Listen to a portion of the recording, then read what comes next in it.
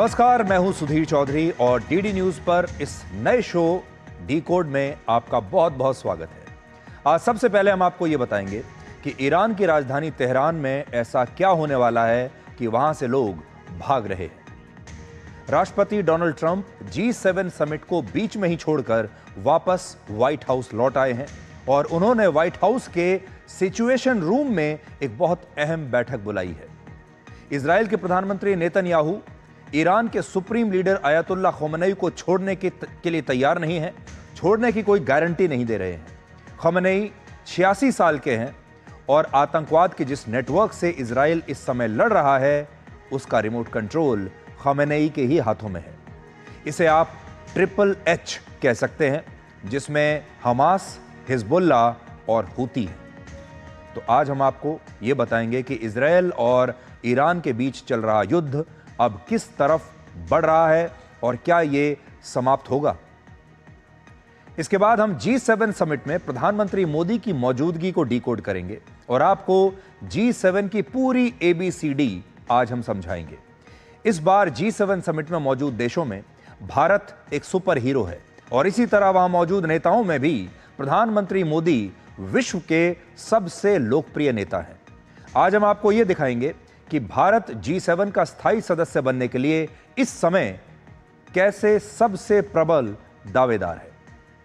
और आखिर में आपका परिचय ब्रिटेन की खुफिया एजेंसी MI6 की पहली महिला चीफ से कराएंगे, जिनका नाम है ब्लेज मैत्रेवेली। अपने 116 वर्ष के इतिहास में यह पहली बार है जब कोई महिला MI6 की चीफ बनी है।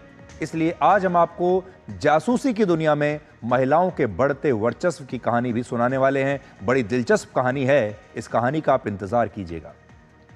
लेकिन इस समय की बड़ी खबर यह है कि अब से कुछ देर बाद प्रधानमंत्री मोदी कनाडा के कैलगरी एयरपोर्ट से G7 समिट के लिए रवाना होने वाले हैं और रात 10:30 बजे कनाडा के प्रधानमंत्री मार्क कार्नी उनका स्वागत करेंगे। आप इस पूरे समिट की एक्सक्लूसिव और लाइव कवरेज डीडी न्यूज पर देख सकते हैं और आज हम ये कोशिश करेंगे कि समिट को बहुत ही आसान भाषा में आपके लिए डिकोड कर सकें। G7 को लेकर तमाम तरह के लोग आप तक तमाम तरह की जानकारियां देते हैं, कुछ सही जानकारी, कुछ गलत जानकारी। लेकिन आज अगर आपने हमारा ये विश्लेषण देख लिया तो आप G7 और इसकी राजनीति को बहुत अच्छी तरह से समझ जाएंगे। G7 का मतलब होता है ग्रुप ऑफ 7, जिनमें कुल 7 देश हैं, इसीलिए इसे G7 कहते हैं। इनमें कौन से देश हैं? America, Britain, Canada, Germany, Italy, France और जापान। इसके अलावा यूरोपीय यूनियन भी इसका हिस्सा है, जबकि भारत को वर्ष 2019 से लगातार इस सम्मेलन में अतिथि देश के तौर पर आमंत्रित किया जा रहा है। यानी हम एक मेहमान की तरह वहां पर जाते हैं, एक अतिथि देश की तरह। आज हम आपको यह बताएंगे कि G20 की सफल मेजबानी करने वाले भारत को G7 का स्थायी सदस्य देश क्यों होना चाहिए। आपको याद होगा हमारे देश में G20 का सफल आयोजन हुआ था और G20 के बाद आज हम आपको G7 की राजनीति समझाएंगे। G7 का जो वार्षिक सम्मेलन होता है उसमें कुल मिलाकर 2 सत्र होते हैं। इनमें पहला सत्र है कोर समिट और दूसरा है आउटरीच सेशन। कोर समिट में उन 7 देशों और यूरोपीय यूनियन के राष्ट्राध्यक्ष शामिल होते हैं जो इस संगठन के स्थायी सदस्य हैं, जबकि आउटरीच सेशन में अतिथि देशों को आमंत्रित किया जाता है जो स्पेशल गेस्ट होते हैं। जैसे भारत एक स्पेशल गेस्ट है, खास मेहमान, तो भारत दूसरे सेशन में पार्टिसिपेट करेगा।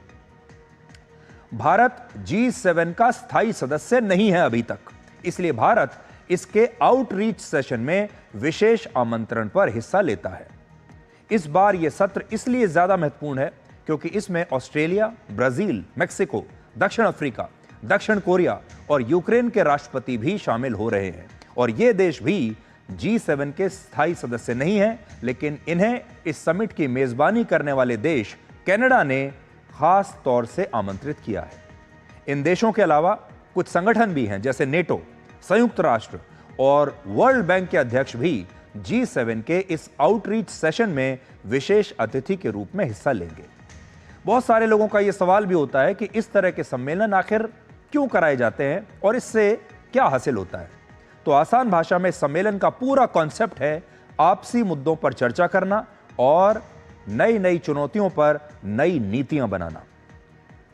जिस तरह हमारे देश में कुछ गांव मिलकर अपनी आर्थिक, राजनीतिक और सुरक्षा की चुनौतियों के लिए महापंचायत करते हैं, ठीक वैसे ही दुनिया के ये कुछ बड़े बड़े देश भी साल भर में एक बार अपनी आर्थिक, राजनीतिक और सुरक्षा चुनौतियों पर चर्चा करने के लिए यहां मिलकर नई नीतियां बनाते हैं। आप कह सकते हैं कि यह दुनिया के सबसे शक्तिशाली देशों की महापंचायत है। इनमें भी आर्थिक पहलू जो है उन्हें सबसे ज्यादा अहमियत दी जाती है और इसका कारण यह है कि संगठन का निर्माण ही आर्थिक उद्देश्यों को पूरा करने के लिए हुआ था। यानी इसमें भी अर्थशास्त्र छाया हुआ है, अर्थव्यवस्था छाई हुई है, पैसा छाया हुआ है।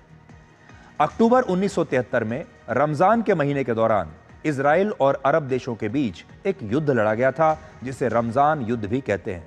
यह भी दिलचस्प बात है कि अभी भी उस समय के बाद आज भी इजराइल एक युद्ध लड़ रहा है ईरान के खिलाफ, लेकिन उस समय भी इजराइल युद्ध लड़ रहा था। इस युद्ध में अमेरिका और ज्यादातर पश्चिमी देशों ने इजराइल का साथ दिया था, समर्थन दिया था और इससे नाराज होकर मिडिल ईस्ट के देशों ने अमेरिका और पश्चिमी देशों को कच्चे तेल की सप्लाई बंद कर दी थी। यह उस वक्त का सबसे बड़ा ऑयल क्राइसिस था, जिसने दुनिया की सबसे बड़ी अर्थव्यवस्था वाले देशों को भी आर्थिक संकट में डाल दिया था और बाद में इन्हीं गैर वामपंथी देशों को पहले G6 और बाद में फिर G7 कहा गया। तो पहले ये 6 देश आपस में मिले और ऑयल क्राइसिस हो गया था, क्योंकि मिडिल ईस्ट के देशों ने तेल देना बंद कर दिया था और ये सारे देश तेल के लिए मिडिल ईस्ट के देशों पर उस समय आश्रित थे। तो पहले 6 देशों ने यह संगठन बनाया G6, फिर इसमें नया देश जुड़ा और फिर यह कहलाया G7 और 7वें देश के तौर पर वर्ष 1976 में कनाडा की एंट्री हुई और आज यही कनाडा इस सम्मेलन की 7वीं बार मेजबानी कर रहा है। यहां इस बात को डिकोड करना बहुत जरूरी है कि जब यह संगठन स्थापित हुआ उस वक्त ये 7 देश दुनिया की सबसे बड़ी आर्थिक महाशक्ति हुआ करते थे। ये दुनिया के सबसे शक्तिशाली, पैसे वाले, अमीर और विकसित देश थे। वर्ष 1970 में पूरी दुनिया की जीडीपी में इन 7 देशों की हिस्सेदारी 60% से ज्यादा थी। फिर 1975 में यह बढ़कर 63% हुई, 1985 में बढ़कर 65% हो गई और 1995 में पूरी दुनिया की 66% अर्थव्यवस्था सिर्फ इन 7 देशों की जेब में थी, इन 7 देशों के पास थी। और उस जमाने में G7 वाकई में पूरी दुनिया का सबसे मजबूत संगठन हुआ करता था। पूरी दुनिया का एजेंडा ये तय करते थे, क्योंकि सबसे शक्तिशाली और पैसे वाले देश थे। लेकिन आज के समय में अब यह कहानी बदल चुकी है और G7 आर्थिक रूप से उतना मजबूत नहीं रहा जितना किसी जमाने में था। आज से 30 वर्ष पहले वैश्विक अर्थव्यवस्था में G7 देशों की जो हिस्सेदारी 66% हुआ करती थी, आज वो सिर्फ 29% रह गई है। देखिए कहां से कहां गई है इस अपनी स्क्रीन पर। 66% से 29% पर इनकी हिस्सेदारी आ चुकी है। आज G7 के स्थायी देशों में 2 देश ऐसे हैं जो दुनिया की पहली 7 सबसे बड़ी अर्थव्यवस्थाओं से बाहर हो चुके हैं। इनमें इटली अब 8वें नंबर पर है और कनाडा 9वें नंबर पर है। अर्थव्यवस्था के हिसाब से तो इन्हें G7 में होना ही नहीं चाहिए, जबकि चीन दूसरे स्थान पर है और भारत आज चौथे स्थान पर है और ये दोनों ही G7 का हिस्सा नहीं है। भारत दुनिया की चौथी सबसे बड़ी अर्थव्यवस्था है, लेकिन G7 का औपचारिक सदस्य नहीं है, स्थायी सदस्य नहीं है। आज भी मेहमान के तौर पर, स्पेशल गेस्ट के तौर पर बुला रहे हैं, जिसे अब बदलने की आवश्यकता है, क्योंकि हम दुनिया के सबसे बड़े लोकतंत्र हैं, सबसे बड़े देश हैं आबादी के हिसाब से और चौथी सबसे बड़ी अर्थव्यवस्था है। G7 में अगर हम नहीं होंगे तो कौन होगा? कहने का मतलब यह है कि जब यह संगठन बना उस वक्त बड़ी बड़ी आर्थिक महाशक्तियों के रूप में जिन 7 देशों को इसका परमानेंट स्थायी हिस्सा बनाया गया, वो उस जमाने के हिसाब से सही था, लेकिन आज के हिसाब से अब सही समय आ चुका है कि भारत को इसका स्थायी सदस्य होना चाहिए, क्योंकि भारत G7 के जापान, ब्रिटेन, फ्रांस, इटली और कनाडा से भी बड़ी अर्थव्यवस्था बन चुका है। यह बात G7 के देश भी अच्छी तरह जानते हैं और समझ चुके हैं और इसीलिए वो वर्ष 2019 से ही लगातार भारत को हर बार G7 के आउटरीच सत्र में विशेष रूप से आमंत्रित करते आ रहे हैं। इसके अलावा जीडीपी ग्रोथ रेट के मामले में भी G7 का एक भी देश भारत के आसपास भी नहीं ठहरता।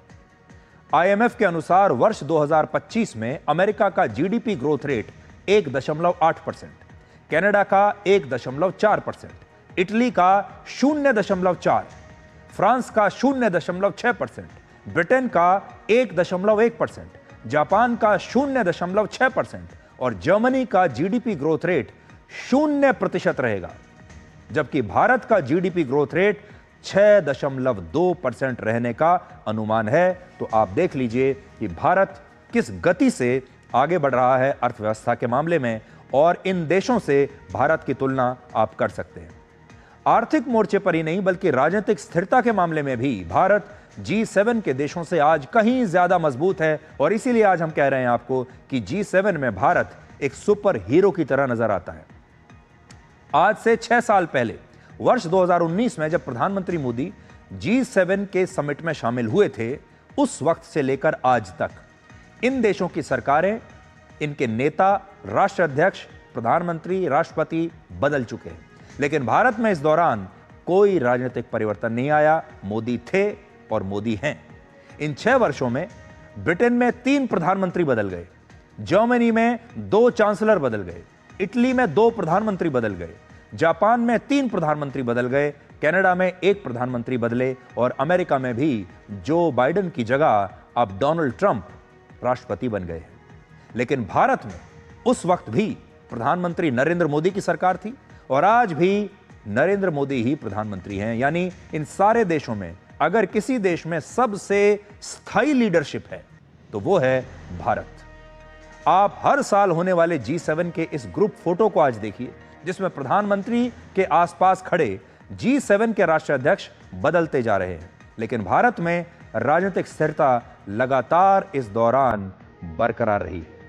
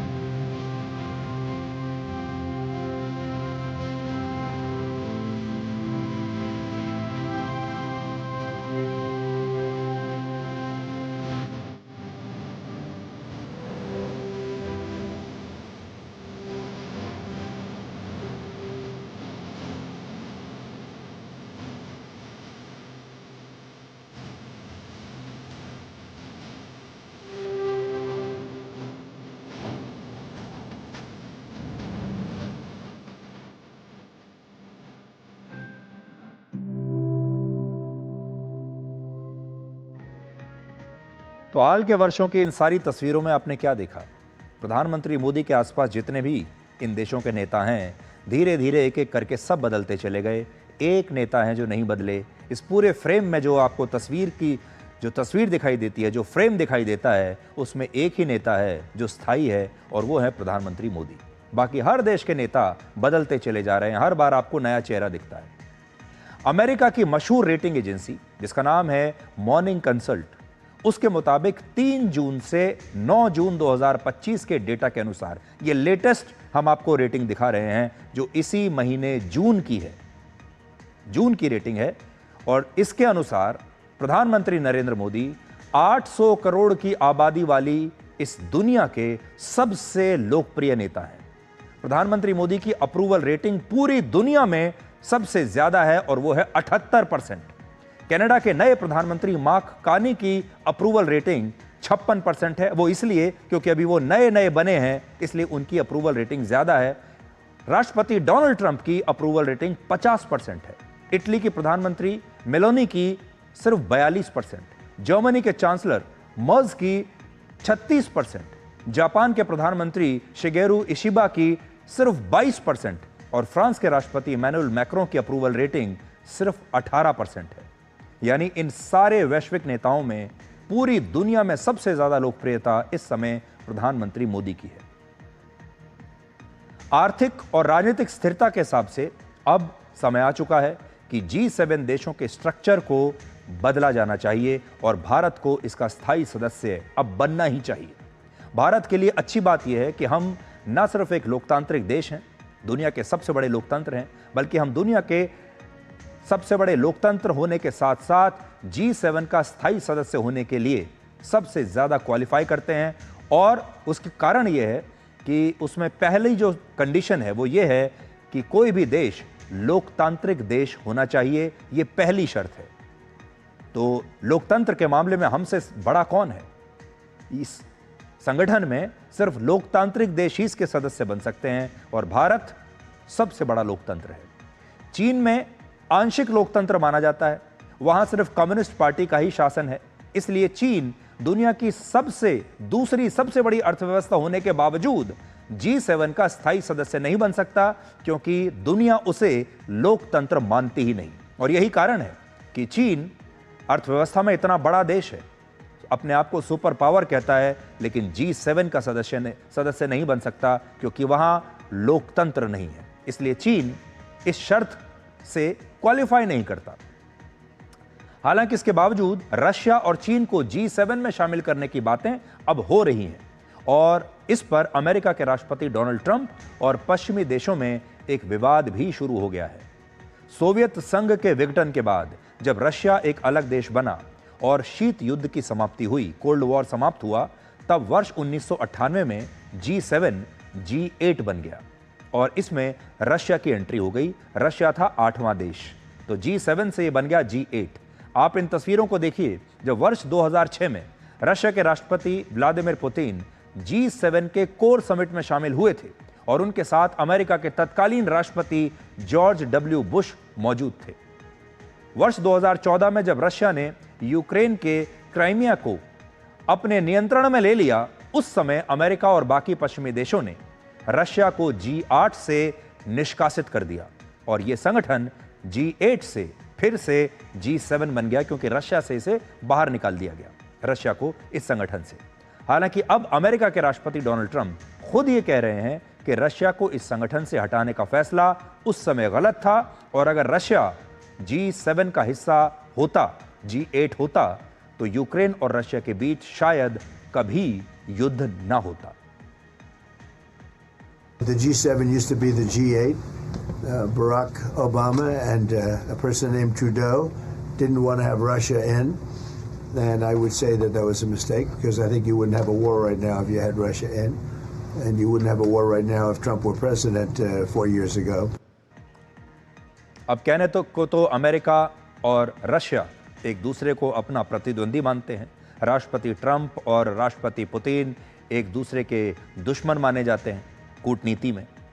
लेकिन राष्ट्रपति ट्रंप रशिया को अब इस संगठन में शामिल करने की बात तो कह रहे हैं, लेकिन एक तथ्य यह भी है कि इन्हीं देशों ने G7 के इसी मंच से राष्ट्रपति पुतिन का मजाक उड़ाया था और उन्हें अपमानित किया था।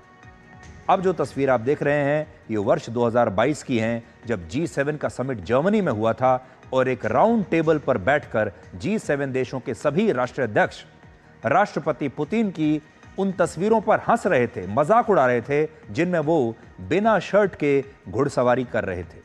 आज पूरी दुनिया में यही सवाल पूछा जा रहा है कि क्या राष्ट्रपति पुतिन अपने इस अपमान को भूल पाएंगे और इस अपमान को भूलकर क्या वो दोबारा इस संगठन में शामिल होने पर राजी हो सकते हैं। इस बार G7 का जो समिट है ये कनाडा के उसी कनान्स्किस में हो रहा है, उसी क्षेत्र में हो रहा है जहां 23 साल पहले वर्ष 2002 में इस समिट का आयोजन हुआ था। यह इलाका कनाडा की राजधानी से लगभग 3,500 किलोमीटर दूर है और इसे इस वार्षिक सम्मेलन के लिए 2 कारणों से चुना गया है। पहला, यह इलाका जंगलों और पहाड़ों से घिरा हुआ है।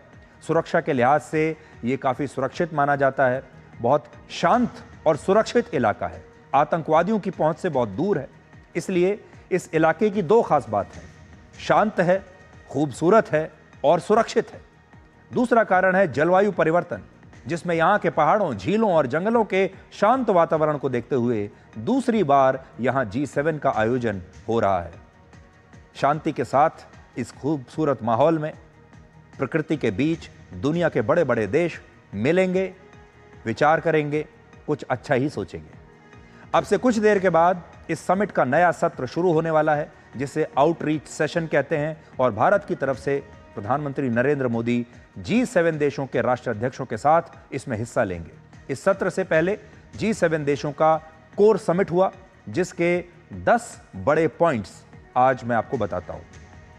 पहला, G7 के सभी देशों ने मिडिल ईस्ट के क्षेत्र में इजराइल और ईरान से तनाव को कम करने की अपील की है। क्योंकि दोनों देशों के बीच युद्ध चल रहा है, तो पहली बात तो इन्होंने कही है कि भाई दोनों देश तनाव को कम करें। दूसरा, इन देशों ने इस युद्ध में इजराइल का ही समर्थन किया है और कहा है कि ईरान को कभी भी परमाणु हथियार नहीं मिलने चाहिए, और इसमें इजराइल के आत्मरक्षा के अधिकार को भी मान्यता दी गई है। यानी ये सारे देश कह रहे हैं कि इजराइल ठीक कर रहा है। तीसरी बात, इजराइल और ईरान के युद्ध के कारण राष्ट्रपति ट्रंप इस समिट को बीच में ही छोड़कर वापस व्हाइट हाउस चले गए हैं, और अब ऐसी खबरें हैं कि ईरान लगातार अमेरिका से इस युद्ध को रुकवाने की अपील कर रहा है। वो कह रहा है कि आप इजराइल को समझाइए कि वो इस युद्ध को यहीं रोक दें, उन्हें सीज फायर चाहिए। चौथा, राष्ट्रपति ट्रंप ने रशिया और चीन को इस संगठन का हिस्सा बनाने की इच्छा जताई यहां पर आकर, और कहा कि चीन को G7 में शामिल करने का आइडिया बुरा नहीं है, जबकि जर्मनी और ब्रिटेन जैसे देशों ने चीन को शामिल करने का विरोध किया है। आप भी आज राष्ट्रपति ट्रंप के इस नए बयान को सुनिए और देखिए कि उनके दिमाग में क्या चल रहा है, कि वो चीन को भी यहां शामिल करना चाहते हैं और रशिया को भी यहां लाना चाहते हैं। Well, it's not a bad idea. I don't mind that. If somebody wants to suggest China coming in, I think we suggest. But you want to have people that you can talk to. You know, they don't talk to. Putin speaks to me. He doesn't speak to anybody else. He doesn't want to talk because he was very insulted when he got thrown out of the G8. पांचवी बात, यूरोपीय union और बाकी देश चाहते थे कि Russia पर नए आर्थिक प्रतिबंधों को लागू किया जाए, लेकिन राष्ट्रपति ट्रंप इसके लिए भी राजी नहीं हुए। छठी बात, G7 के सभी देशों ने रेयर अर्थ मिनरल्स की ग्लोबल सप्लाई चेन को सुनिश्चित करने का मुद्दा उठाया, जो मुद्दा चीन से जुड़ा हुआ है। इन मिनरल्स का 90% निर्यात चीन करता है, और हाल ही में उसने इन पर रोक लगा दी थी, जिसकी वजह से पश्चिमी देशों को बड़ी चिंता हो गई है। आप इसे ऐसे समझिए कि अगर रेयर अर्थ मिनरल्स ना हो तो गाड़ियां, two wheelers, mobile phone, electronic gadgets और यहां तक कि हथियार और फाइटर जेट्स भी बनाए नहीं जा सकते। और यही कारण है कि G7 देश रेयर अर्थ मिनरल्स की आपूर्ति को लेकर बहुत चिंतित हैं। हमारे अपने देश में कई गाड़ियां ऐसी हैं जो अगर ये मिनरल्स की सप्लाई बंद हो जाए तो यहां गाड़ियों की सप्लाई बंद हो जाएगी, आपकी वेटिंग लिस्ट और लंबी हो जाएगी। आखिरी पॉइंट ये कि इस कोर समिट में राष्ट्रपति ट्रंप से मतभेद के कारण कोई भी बड़ा फैसला हो ही नहीं पाया, और राष्ट्रपति ट्रंप ने जिन टैरिफ्स की घोषणा की थी उन पर भी कोई निश्चित फैसला नहीं हुआ, जिससे ऐसा लगता है कि टैरिफ पर दुनिया में टकराव अब भी ऐसे ही जारी रहेगा।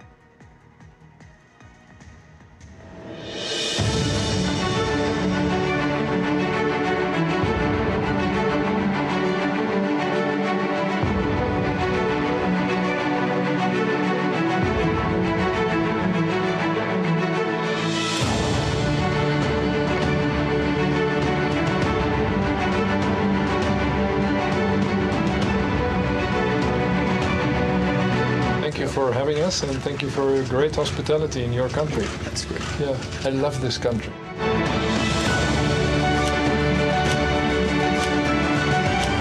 Thank you for hosting us, for your welcome, for the organization, for leading the G7 in a moment which was not so easy. I've been passing through the same Yes, exactly. thing, so I know what it means, but really your leadership is being very effective.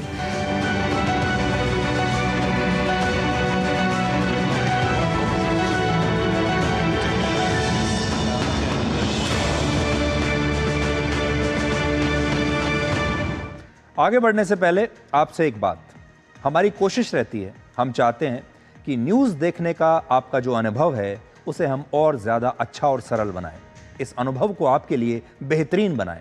और आज हमारी ये कोशिश है कि आप घर बैठे ऐसा अनुभव करें जैसे आप G7 समिट को अपने सामने होते हुए देख रहे हैं, और हम बहुत सरल भाषा में आपको इस तरीके से समझाएं कि आप सब आज वैश्विक राजनीति और G7 की राजनीति के भी एक्सपर्ट बन जाएंगे। इस कोर समिट के बाद अब से कुछ देर में G7 के आउटरीच सत्र का आयोजन शुरू होने वाला है, और इसके बाद प्रधानमंत्री मोदी की कुछ द्विपक्षीय वार्ताएं भी होंगी दूसरे देशों के राष्ट्राध्यक्षों के साथ। इनमें सबसे पहले प्रधानमंत्री मोदी इटली की प्रधानमंत्री जॉर्जिया मेलोनी से मिलेंगे, और ये पिछले एक साल में प्रधानमंत्री मोदी और प्रधानमंत्री मेलोनी की दूसरी मुलाकात होगी। इससे पहले आपको याद होगा 2024 के G7 समिट में भी प्रधानमंत्री मोदी और इटली की प्रधानमंत्री मेलोनी के बीच बातचीत हुई थी, और प्रधानमंत्री मेलोनी ने सोशल मीडिया पर एक तस्वीर पोस्ट की थी तब, और उसमें लिखा था hello from the melody team, hi friends from melody, ये उन्होंने लिखा था, आपको याद होगा। और मेलोडी का मतलब है मेलोनी प्लस मोदी। प्रधानमंत्री मोदी यूक्रेन के राष्ट्रपति ज़ेलेंस्की से भी मिलने वाले हैं, और यह मुलाकात ऐसे समय में हो रही है जब इससे पहले प्रधानमंत्री मोदी अगस्त 2024 में यूक्रेन की राजधानी कीव जा चुके हैं। कनाडा के नए प्रधानमंत्री मार्क कार्ने के साथ भी प्रधानमंत्री मोदी की द्विपक्षीय बातचीत होगी, और पिछले साल दोनों देशों के रिश्तों में जो मतभेद आ गए थे, जो दोनों देशों के रिश्ते खराब हो गए थे, उन्हें इस मुलाकात में सुलझाने की कोशिश की जाएगी। नए प्रधानमंत्री के साथ अब उम्मीद है कि भारत के रिश्ते ठीक होंगे, और इस समिट के बाद प्रधानमंत्री मोदी क्रोएशिया के दौरे पर जाएंगे, वहां के लिए रवाना हो जाएंगे, और कल हम प्रधानमंत्री मोदी की इसी क्रोएशिया यात्रा को आपके लिए डिकोड करेंगे और बताएंगे कि ये देश हमारे लिए महत्वपूर्ण क्यों है। तो आपको G7 की पूरी राजनीति आज हमने समझा दी, और G7 में अब जो आउटरीच सेशन शुरू होने वाला है, इसका भी लाइव टेलीकास्ट और इसकी सारी डिटेल्स आप DD न्यूज़ पर डिकोड के बाद देख पाएंगे। अब आपको ये बताते हैं कि क्या ईरान में कुछ बहुत बड़ा होने वाला है, और ईरान की राजधानी तेहरान से लोग अब भाग क्यों रहे हैं। आज जब अमेरिका के राष्ट्रपति डोनाल्ड ट्रंप बीच में ही G7 समिट को छोड़कर व्हाइट हाउस लौट आए, तो उस समय अंतर्राष्ट्रीय मीडिया में कई तरह की बातें कही जा रही हैं। अमेरिका के एक न्यूज़ चैनल फॉक्स न्यूज़ ने यह दावा किया है कि कनाडा से निकलने से पहले राष्ट्रपति ट्रंप ने अमेरिका की नेशनल सिक्योरिटी काउंसिल को व्हाइट हाउस के सिचुएशन रूम में पहुंचने का निर्देश दिया था। ये वही सिचुएशन रूम है जहां वर्ष 2011 में ओसामा बिन लादेन को पाकिस्तान के एबटाबाद में मारने की रियल टाइम निगरानी हो रही थी। सारे लोग इसी सिचुएशन रूम में बैठकर इस पूरे ऑपरेशन को लाइव देख रहे थे। यह वही सिचुएशन रूम है जहां की तस्वीरें आप इस समय देख रहे हैं। उस समय राष्ट्रपति थे ओबामा, और ये सारे लोग यहां पर ओसामा बिन लादेन को पकड़ने का जो ऑपरेशन था, इसे लाइव यहां पर देख रहे थे। और अब एक बार फिर से इसी सिचुएशन रूम में नेशनल सिक्योरिटी काउंसिल के सदस्य इकट्ठा होने वाले हैं। इनमें कौन कौन होंगे? अमेरिका के राष्ट्रपति, उपराष्ट्रपति, सेक्रेटरी ऑफ स्टेट यानी विदेश मंत्री, सेक्रेटरी ऑफ डिफेंस यानी वहां के रक्षा मंत्री, और जॉइंट चीफ्स ऑफ स्टाफ के चेयरमैन होते हैं, जिन्हें चीफ ऑफ डिफेंस स्टाफ कहा जाता है। जब ये काउंसिल व्हाइट हाउस के सिचुएशन रूम में मौजूद होती है, तो इसका मतलब ये माना जाता है कि दुनिया के किसी न किसी कोने में कुछ बहुत बड़ा और बहुत गंभीर होने वाला है, यानी वो कोई बहुत गंभीर स्थिति है। और इस बार शायद ईरान की राजधानी तेहरान में कुछ बहुत बड़ा होने वाला है। ये बात हम इसलिए कह रहे हैं क्योंकि राष्ट्रपति ट्रंप जब कनाडा से अमेरिका के लिए रवाना हुए, तब फ्रांस के राष्ट्रपति इमैनुअल मैक्रों को ये लगा कि राष्ट्रपति ट्रंप ईरान और इजराइल के बीच सीज फायर कराने के लिए वहां से रवाना हुए हैं। लेकिन ट्रंप ने इस पर अपना स्पष्टीकरण दिया और कहा कि राष्ट्रपति मैक्रों गलत सोच रहे हैं, और उनके वापस वॉशिंगटन डीसी जाने का कारण इससे कहीं ज्यादा बड़ा है। तो सोचिए, ऐसा क्या कारण हो सकता है जो इजराइल और ईरान के बीच सीज फायर से भी बड़ा हो।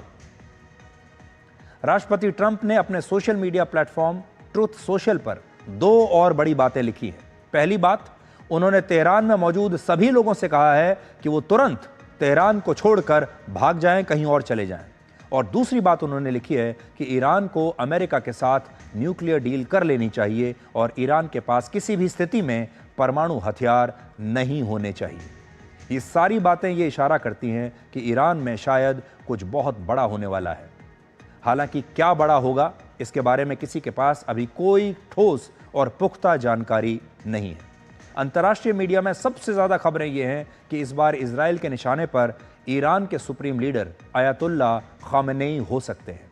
इजराइल की सेना ने कहा है कि वो इस युद्ध को अपने 3 मकसद पूरे करने के लिए लड़ रही है। तो देखिए कौन से 3 मकसद हैं इजराइल के। पहला मकसद है ईरान के न्यूक्लियर साइट्स और न्यूक्लियर हथियारों को बनाने की क्षमता को हमेशा के लिए पूरी तरह से नष्ट कर देना। इसमें इजराइल को काफ़ी हद तक कामयाबी मिल गई है। उन्होंने ईरान के परमाणु हथियार बनाने की क्षमता को अभी ख़त्म कर दिया है। दूसरा मकसद है इजराइल का ईरान की सेना की टॉप लीडरशिप को समाप्त कर देना, और इसमें भी इजराइल कामयाब हो चुका है। उसने ईरान के मिलिट्री चीफ और 20 अन्य टॉप कमांडर्स और जनरल्स को जान से मार दिया है। पूरी आर्मी लीडरशिप साफ हो चुकी है ईरान की। और तीसरा मकसद है ईरान से अयतुल्ला खामेनेई की सरकार को हटा देना, और इसके पीछे भी 2 कारण हैं। इजराइल आतंकवाद के जिस HHH से इस समय युद्ध लड़ रहा है, उस HHH का रिमोट कंट्रोल खामेनेई के हाथ में है। और इनमें ये HHH कौन है? इनमें गाजा का हमास है, लेबनान में हिजबुल्लाह है और यमन में हुती है। ये 3 H हैं, और ये तीनों आतंकवादी संगठन ईरान के समर्थन से ही इजराइल पर हमले करते हैं। ईरान की असल में ये स्ट्रैटेजी रहती है, वो अकेले युद्ध नहीं लड़ता, वो खुद किसी के सामने नहीं आता, बल्कि अपने इन अलग अलग संगठनों के जरिए हमले करवाता है। तो आप ये समझ लीजिए कि ये सारी ईरान की ही सेनाएं हैं।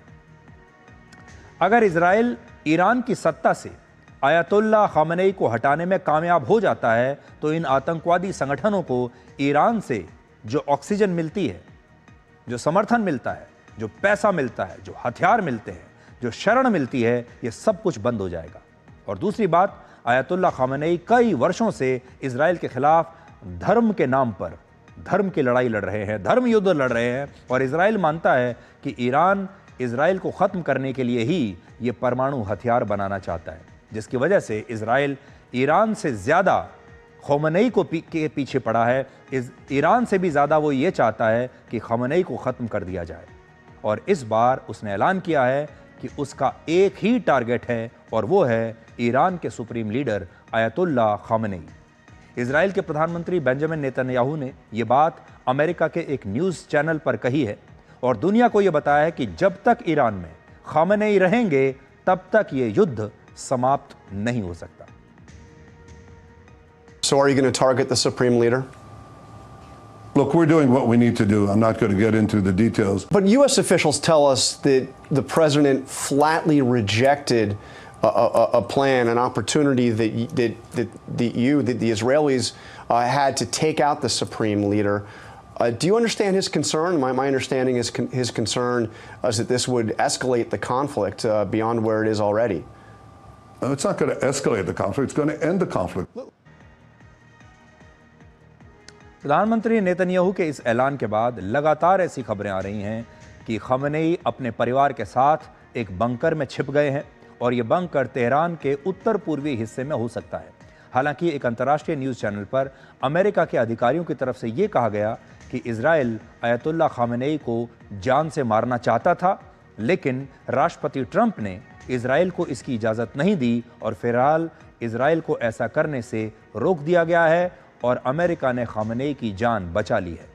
यहाँ आपको ये बात समझनी होगी कि जब से ये युद्ध शुरू हुआ है, आयतुल्ला खामेनेई 13 जून के बाद से अब तक एक बार भी मीडिया के सामने नहीं आए हैं, जबकि इजराइल के प्रधानमंत्री नेतन्याहू पूरी दुनिया को इंटरव्यू दे रहे हैं। लगातार आपको रोज़ टीवी पर दिख रहे हैं, सोशल मीडिया पर आकर अपने वीडियोस डाल रहे हैं, लगातार हर रोज़ बयान दे रहे हैं। आयतुल्ला खामेनेई दुनिया के सबसे बुजुर्ग राष्ट्राध्यक्षों में से एक हैं, और उनकी उम्र है 86 वर्ष, और वर्ष 1989 से लगातार वो ईरान के सुप्रीम लीडर बने हुए हैं। ये बात बहुत कम लोग जानते हैं कि वर्ष 1948 में जब इजराइल एक देश के रूप में स्थापित हुआ, उस वक्त तुर्की के बाद इजराइल को मान्यता देने वाला दूसरा मुस्लिम देश ईरान ही था और ईरान ने इजराइल को एक राष्ट्र के रूप में खुद स्वीकार किया था। लेकिन बाद में ईरान में क्रांति का दौर आया और वर्ष 1979 में रुहुल्लाह ख़ामेनी ईरान के सुप्रीम लीडर बन गए और ईरान में धार्मिक कट्टरवाद इसके बाद बढ़ने लगा। ईरान पहले जैसा ईरान नहीं रहा। यह वही दौर था जब ईरान ने इजराइल के खिलाफ फतवे जारी किए और इजराइल को एक अलग राष्ट्र मानने से इनकार कर दिया और यह दुश्मनी तब से लेकर आज तक चली आ रही है। यहाँ बड़ी बात यह है कि 86 साल के आयतुल्लाह ख़ामेनी की सरकार पर यह आरोप लगता है कि उन्होंने ईरान में इस्लामिक कट्टरपंथ को लागू किया, कट्टरपंथियों को बढ़ावा दिया, जिससे लोगों के मानव अधिकार खत्म हो गए और वहां सरकार का बहुत विरोध होता रहता है। आपको याद होगा पिछले साल ईरान में हिजाब और बुर्के के खिलाफ राष्ट्रीय स्तर पर आंदोलन हुआ था और वहां की प्रगतिशील महिलाओं ने आयतुल्लाह ख़ामेनी की सरकार के खिलाफ लगातार विरोध जताया था, विरोध प्रदर्शन हुए थे। यानी वहां की जो जनता है वो भी इस तरह के कट्टरपंथी नेताओं से परेशान हो चुकी है, दुखी है। और अब इजराइल भी आयतुल्लाह ख़ामेनी के शासन को ईरान से पूरी तरह से समाप्त करना चाहता है। सबसे बड़ी बात यह कि इस बार इजराइल ईरान के शीर्ष नेतृत्व को अपना निशाना बना रहा है, उसी को साफ करना चाहता है। 13 जून को इजराइल ने ईरान की सेना के deputy commander in chief general Rashid को मिसाइल हमले में जान से मार डाला। इसके बाद सुप्रीम लीडर आयतुल्लाह ख़ामेनी ने मेजर जनरल अली शादमानी को इस पद की जिम्मेदारी सौंपी। लेकिन 5वें ही दिन इजराइल ने ईरान के नए मेजर जनरल अली शादमानी को भी मार डाला और इजराइल अब यह कह रहा है कि ईरान में जो भी सेना के शीर्ष नेतृत्व पर मौजूद होगा, जो भी नया कमांडर बनेगा, वो उसी को खत्म करते चले जाएंगे। इसके अलावा इजराइल ने ईरान के नेशनल रेडियो सेंटर पर भी हमला करके इसे पूरी तरह नष्ट कर दिया है। तो अब ईरान का रेडियो स्टेशन नष्ट हो चुका है। स्थिति यह हो गई है कि ईरान की सरकार और सेना अपने आधिकारिक संदेश और युद्ध से जुड़े अलर्ट रेडियो पर भी प्रसारित नहीं कर सकते।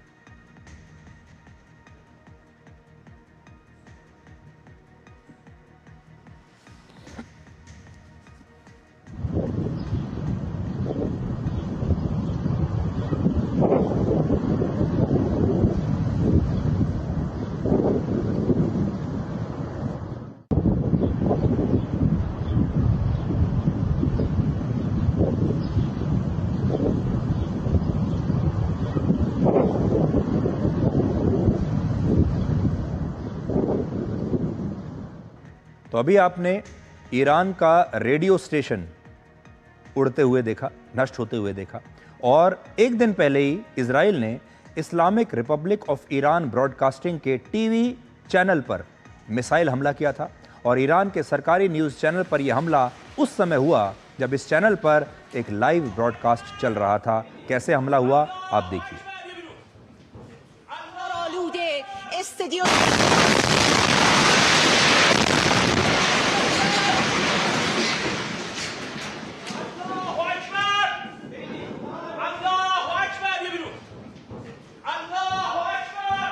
فضای غبار آلوده استدیو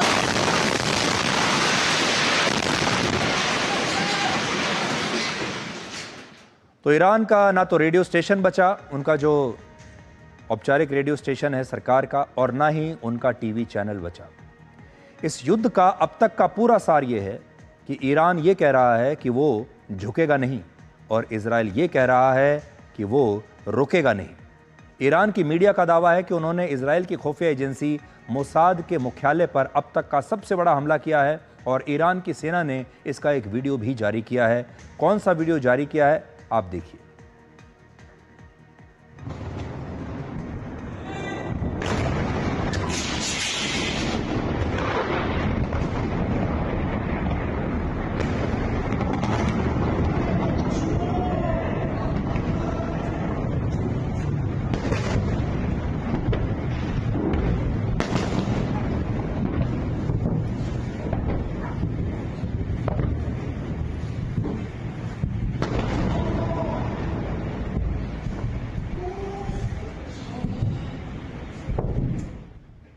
हमले दोनों तरफ से हो रहे हैं। ईरान के हमलों के कारण इजराइल के टेल अवीव शहर में वहाँ के लोग अब बंकर्स में जाकर छिपे हुए हैं और वो तस्वीरें भी आज हम आपको दिखाना चाहते हैं कि इज़राइल में लोगों ने कैसे बंकर्स में शरण ली है। इज़राइल में लगभग हर बिल्डिंग में, हर घर में, बेसमेंट में बंकर्स बने होते हैं और वहाँ के लोगों को इस तरह के हमलों की, इस तरह के मिसाइल अटैक्स की अब आदत सी पड़ चुकी है, इसलिए उनके लिए कोई नई बात नहीं है। और जब भी इस तरह के हमले होते हैं, ये लोग अपने अपने घरों में या अपनी बिल्डिंग्स में बने बंकर्स में जाकर छिप जाते हैं और बहुत धैर्य के साथ इंतज़ार करते हैं कि कब स्थिति सामान्य हो और वो इन बंकर से बाहर निकलकर अपना सामान्य जीवन व्यतीत करें। ईरान ने यह भी दावा किया है कि इजराइल बहुत जल्द इस युद्ध में हारने वाला है।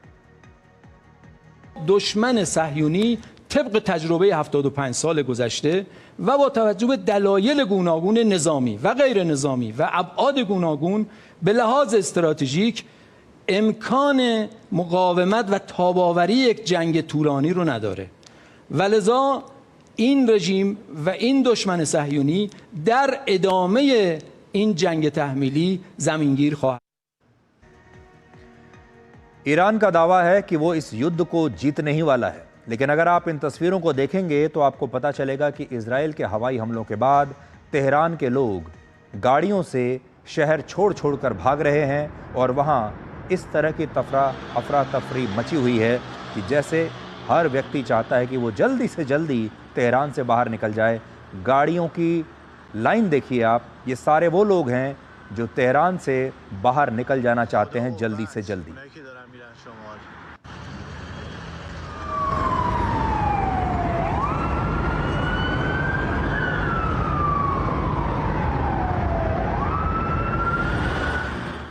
और ऐसा नहीं है कि सिर्फ ईरान के लोग ही अपना देश छोड़कर भाग रहे हैं, बल्कि ईरान में फंसे भारतीय भी तेहरान और दूसरे शहरों से आर्मेनिया पहुंचने की पूरी कोशिश कर रहे हैं। ईरान में मौजूद भारत के लोग जो है वो भारतीय दूतावास की मदद ले रहे हैं। भारतीय दूतावास ने वहां रह रहे सभी भारतीय नागरिकों से अपील की है कि वो तुरंत तेहरान शहर को छोड़कर किसी भी सुरक्षित स्थान पर चले जाएं और भारत की सरकार इन लोगों को सुरक्षित वापस अपने देश लाने की कोशिश कर रही है। ईरान में इस समय 10,000 से ज़्यादा भारतीय मौजूद हैं, जिनमें छात्रों की संख्या 2,500 से भी ज़्यादा है। तेहरान में भारतीय दूतावास ने ईरान के स्थानीय अधिकारियों से बातचीत की है और उनसे भारतीय छात्रों को तेहरान से सुरक्षित बाहर निकलने में मदद मांगी है। ईरान में मौजूद भारतीय छात्रों को भारतीय दूतावास से संपर्क करने के लिए कहा गया है, जिसके लिए भारतीय विदेश विभाग ने एक एडवाइजरी जारी की है। Tehran university of medical sciences, Islamic Azad university और Iran university of medical sciences में पढ़ने वाले भारत के छात्रों के लिए स्पेशल बसों की व्यवस्था की गई है, जिससे वो तेहरान से सुरक्षित स्थानों पर पहुंच सके। इजराइल तेहरान पर हवाई हमले कर रहा है, इसलिए हवाई रूट से, एयर रूट से ईरान में फंसे भारतीय छात्रों को सुरक्षित निकालना अब संभव नहीं है। जिसको भी जाना है सड़क मार्ग से ही जाना पड़ेगा और इसी वजह से इन छात्रों और बाकी लोगों को तेहरान से 1100 किलोमीटर दूर आर्मेनिया की सीमा पर लाया जा रहा है और बाद में आर्मेनिया से इन्हें भारत लाया जाएगा।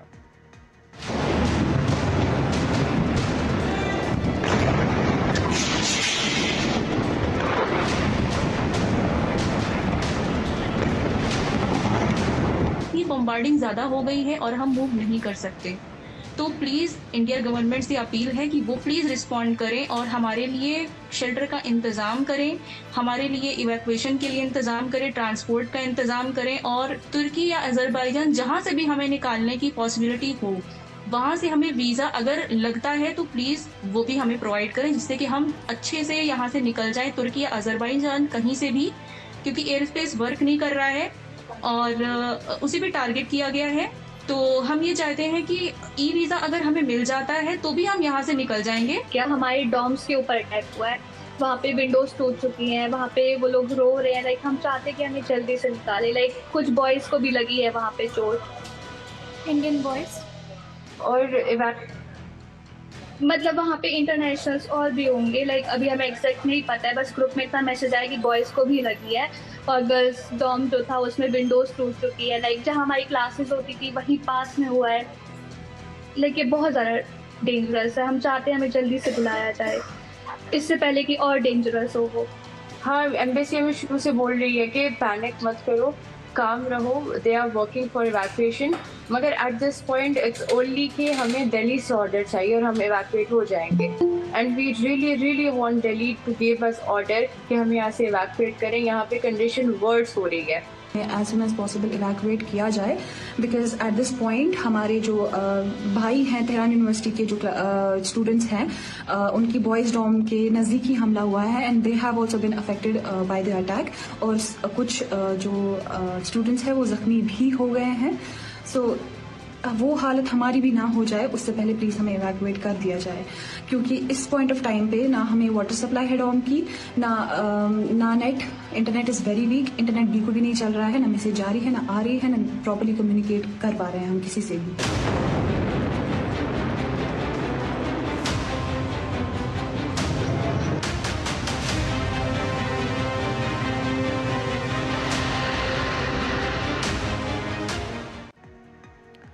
तो कुछ भारतीय छात्राएं थीं जो कह रही थीं कि उन्हें जल्दी से जल्दी वहाँ से निकाला जाए और वहाँ क्या हालात हैं ये भी बता रही थीं। वहाँ से बहुत सारे भारत के छात्र ऐसे हैं जो वीडियोस बना कर डाल रहे हैं, भारत सरकार से मदद मांग रहे हैं और हर बार की तरह भारत सरकार अब अपने किसी भी नागरिक को पूरी दुनिया में वो कहीं भी फंसा हो अब अकेले नहीं छोड़ती और इन छात्रों को भी बहुत जल्दी सुरक्षित भारत लाने की तैयारी चल रही है। अब आज आपके मन में यहाँ ये सवाल ज़रूर आ रहा होगा कि भारत के ये हज़ारों छात्र आखिर ईरान की यूनिवर्सिटीज़ और कॉलेजों में पढ़ने के लिए जा क्यों रहे हैं, ईरान क्यों जा रहे हैं। अमेरिका की एक रिपोर्ट के मुताबिक ईरान में ऐसे शिक्षण संस्थान नहीं हैं, ऐसे स्कूल कॉलेज नहीं हैं जो उच्च शिक्षा के लिए बहुत प्रतिष्ठित हों, ऐसे नहीं है कि उनका बड़ा नाम हो। ईरान को कोई दुनिया में ऐसे देश के तौर पर नहीं जानता जहां लोग पढ़ाई करने के लिए, रिसर्च करने के लिए जाएं। दुनिया की टॉप 500 यूनिवर्सिटीज़ में ईरान की सिर्फ 2 यूनिवर्सिटीज़ आती हैं, लेकिन इसके बावजूद भारत से हर साल औसतन 1000 से ज़्यादा छात्र ईरान में पढ़ने के लिए जाते हैं। वर्ष 2021 में 1750, 2022 में 1063, 2023 में 1020 और 2024 में भी लगभग इतने ही छात्र ईरान में पढ़ने के लिए जाते हैं, यानी हर साल लगभग 1-1.5 छात्र जाते हैं ईरान। इनमें भी 75% छात्रों ने मेडिकल यानी MBBS और डॉक्टर बनने की पढ़ाई करने के लिए ईरान के मेडिकल कॉलेजों में दाखिला लिया है। आपके मन में यह भी सवाल होगा कि जिस ईरान में सिर्फ 64 मेडिकल यूनिवर्सिटीज़ और मेडिकल कॉलेज हैं, वहाँ भारत के छात्र मेडिकल की पढ़ाई करने के लिए जा क्यों रहे हैं। इसके 3 कारण हैं। पहला, ईरान एक मुस्लिम देश है और भारत से वहाँ ज़्यादातर मुस्लिम छात्र ही पढ़ने के लिए जा रहे हैं। दूसरा, भारत में मेडिकल कॉलेजों में दाखिले के लिए नीट की परीक्षा में पास होना अनिवार्य है, लेकिन जो 12 लाख से ज़्यादा छात्र पास होते हैं उनमें से भी बहुत ही कम छात्रों को सरकारी और प्राइवेट मेडिकल कॉलेजों में दाखिला मिल पाता है और बाकी के छात्रों के लिए मेडिकल सीटें हमारे देश में बचती ही नहीं। इसके कारण बहुत सारे छात्र ईरान और यूक्रेन जैसे देशों में जाकर मेडिकल की पढ़ाई करते हैं। ईरान में उन्हीं छात्रों को दाखिला मिलता है जिन्होंने भारत में नीट परीक्षा पास की होती है। और तीसरी बात, भारत के मुकाबले ईरान में मेडिकल की जो पढ़ाई है वो बहुत सस्ती है। भारत के प्राइवेट मेडिकल कॉलेजों में MBBS की पढ़ाई का खर्च कम से कम 30 से 50 लाख रुपए तो है ही, जबकि ईरान में 7 से 10 लाख रुपए में ये पढ़ाई हो जाती है। अब वक्त हो गया है छोटे से ब्रेक का। ये ब्रेक है 3 मिनट का। आप 3 मिनट के लिए आराम कीजिए, रिलैक्स कीजिए और 3 मिनट के बाद हम दोबारा आपसे मिलते हैं।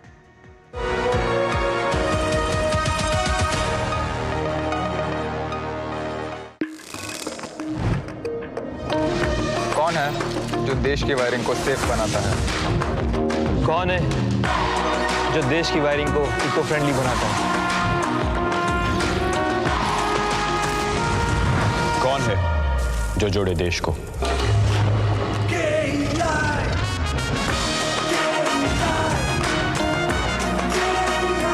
विकसित भारत का विकसित वायर।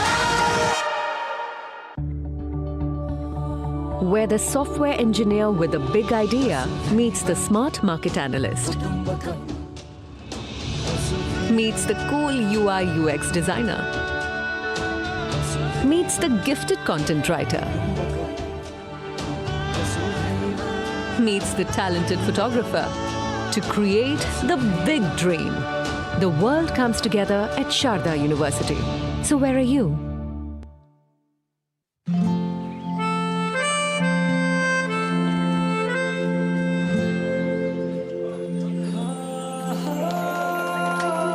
जब अपनों का साथ हो तभी होता है शुभारंभ। इसलिए सिर्फ मुथूट फाइनेंस सदियों से देते आ रहा है हर नई शुरुआत में अपनों जैसा भरोसा।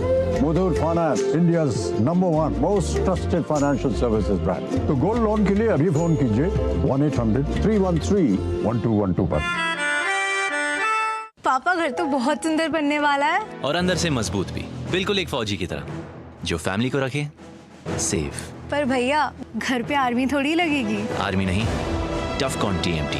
देश के लिए आर्मी, घर के लिए टफकॉन TMT। एक ही बात है, टफकॉन TMT। अब इंडिया बनेगा एक्स्ट्रा टफ। इस देश की हर माँ, बच्चे, बूढ़े, जवान, खिलाड़ी, डॉक्टर, इंजीनियर, सबको गाय भैंस की दूध की शक्ति पर भरोसा है। पर जब इन पशुओं को कपिला पशु आहार मिलेगा, तभी तो दूध सिर्फ ज्यादा ही नहीं, शक्ति से भरपूर भी होगा। कपिला पशु आहार, देश का नंबर 1 पशु आहार।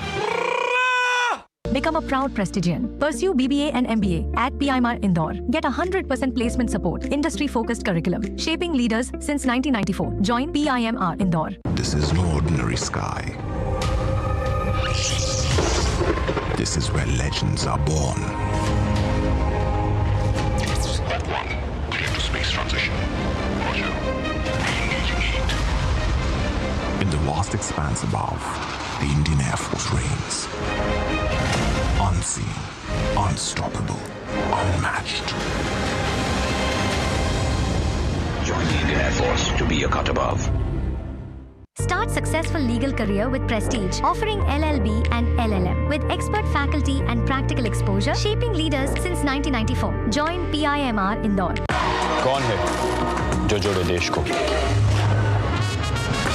विकसित भारत का विकसित भारत।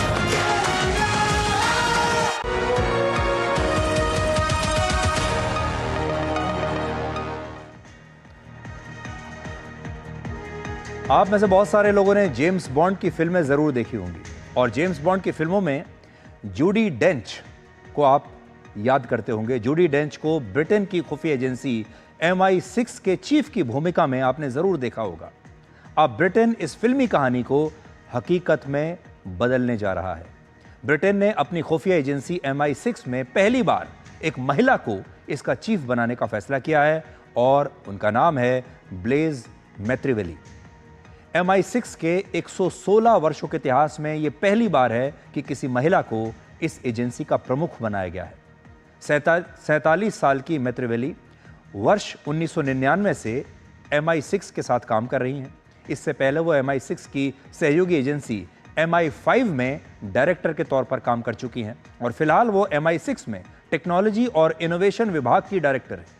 MI6 के अधिकारियों को अलग अलग कोड नेम्स दिए जाते हैं और इनका कोड नेम है Q और इस साल के अंत तक जब वो MI6 के चीफ का पद संभाल लेंगी, इसके बाद उनका कोड नेम Q से बदलकर C हो जाएगा। और उन्होंने कैम्ब्रिज यूनिवर्सिटी से एंथ्रोपोलॉजी से की पढ़ाई की है, वहाँ से ग्रेजुएशन किया है और उन्होंने अपने करियर में ज़्यादातर समय मिडिल ईस्ट और यूरोप में बिताया है।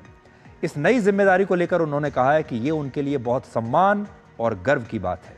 ब्रिटेन की MI6 की गिनती दुनिया की बेहतरीन खुफिया एजेंसियों में होती है। जेम्स बॉन्ड में तो आप देख ही चुके हैं। ये ब्रिटेन की अंतर्राष्ट्रीय खुफिया एजेंसी है और इसका काम विदेशों से खुफिया जानकारियां इकट्ठा करना है। इससे ब्रिटेन की सरकार को राष्ट्रीय सुरक्षा से जुड़े बड़े बड़े फैसले लेने में मदद मिलती है। जैसे हमारे देश में जब हमें अंदर से इंटेलिजेंस लेनी होती है तो हमारे पास IB है और जब हमें बाहर से इंटेलिजेंस लेनी होती है तो हमारे पास रिसर्च एंड एनालिसिस विंग है, रॉ है। ब्लेज मैत्रिवेली ऐसे दौर में ब्रिटेन की खुफिया एजेंसी की कमान संभाल रही हैं जब दुनिया भर में सुरक्षा से जुड़ी बहुत बड़ी बड़ी चुनौतियां सामने हैं। जैसे रूस, चीन और ईरान इनके लिए सबसे बड़े चैलेंज साबित होने वाले हैं। दुनिया भर में इस समय बहुत सारे युद्ध लड़े जा रहे हैं। ब्रिटेन के प्रधानमंत्री केयर स्टारमर ने इस नियुक्ति को ऐतिहासिक बताया है और कहा है कि आज के दौर में ब्रिटेन की खुफिया सेवाओं की भूमिका पहले से कहीं ज्यादा महत्वपूर्ण हो गई है। ब्रिटेन के इस फैसले को महिलाओं के प्रति नई सोच और नए नजरिए के तौर पर भी देखा जा रहा है। आमतौर पर इस तरह की जो नौकरियां होती हैं और खास तौर पर जासूसी को पुरुषों का पेशा माना जाता है। इंटेलिजेंस गैदरिंग में ज्यादातर पुरुषों को देखा जाता है। ऐसी धारणा बना ली गई थी कि महिलाएं खुफिया एजेंसी के प्रमुख जैसी बड़ी जिम्मेदारी नहीं उठा पाएंगी, लेकिन अब यह सारी विचारधारा बदल रही है। एक और उदाहरण आपको देते हैं। तुलसी गबार्ड भी एक ऐसा ही नाम है जिन्होंने अपने टैलेंट से अमेरिका के खुफिया विभाग में एक नया ट्रेंड सेट किया है। इसी साल अमेरिका के राष्ट्रपति डोनाल्ड ट्रंप ने तुलसी गबार्ड को नेशनल इंटेलिजेंस के डायरेक्टर के रूप में अपनी टीम में शामिल किया। इस पद को अमेरिका में बहुत महत्वपूर्ण माना जाता है क्योंकि इसका काम अमेरिका की 18 खुफिया एजेंसियों का संचालन करना है। इसलिए इस पद पर तुलसी गबार्ड की नियुक्ति को लेकर भी पूरी दुनिया में बहुत चर्चा हुई। तुलसी गबार्ड का ट्रैक रिकॉर्ड भी अगर आप देखें तो बहुत शानदार है। वो अमेरिका की पहली हिंदू सांसद बनी, करीब 2 दशकों तक अमेरिका के आर्मी नेशनल गार्ड से जुड़ी रही। इस दौरान वो इराक और कुवैत जैसे देशों में काम कर चुकी हैं और दुनिया की सबसे खतरनाक खुफिया एजेंसी मोसाद में भी महिलाओं को बड़ी जिम्मेदारी मिल चुकी है। इससे पहली बार वर्ष 2022 में एक महिला को इंटेलिजेंस अथॉरिटी का डायरेक्टर नियुक्त किया गया, जिसे एजेंट ए का नाम दिया गया, जबकि दूसरी महिला को ईरान डेस्क का प्रमुख बनाया गया, जिसे एजेंट के का कोड नेम दिया गया। सुरक्षा की वजह से खुफिया एजेंट्स की पहचान हमेशा गोपनीय रखी जाती है और उन्हें कोड नेम्स दिए जाते हैं।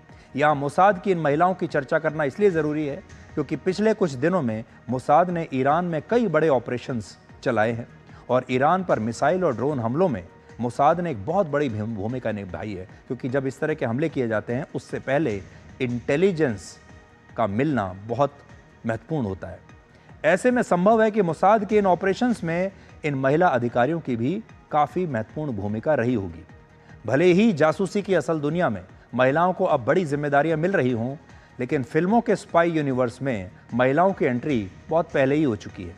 याद कीजिए 1995 में जेम्स बॉन्ड की फिल्म गोल्डन आई में पहली बार जूडी डेंच MI6 के चीफ की भूमिका में नजर आई। बाद में वो एम के नाम से दुनिया भर में लोकप्रिय हो गई। 2017 में आई फिल्म एटॉमिक ब्लॉन्ड में अभिनेत्री चार्लिज थेरन ने MI6 के एजेंट की भूमिका निभाई।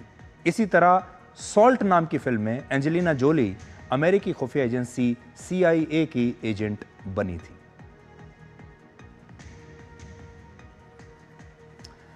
तो आज के लिए डिकोड में इतना ही।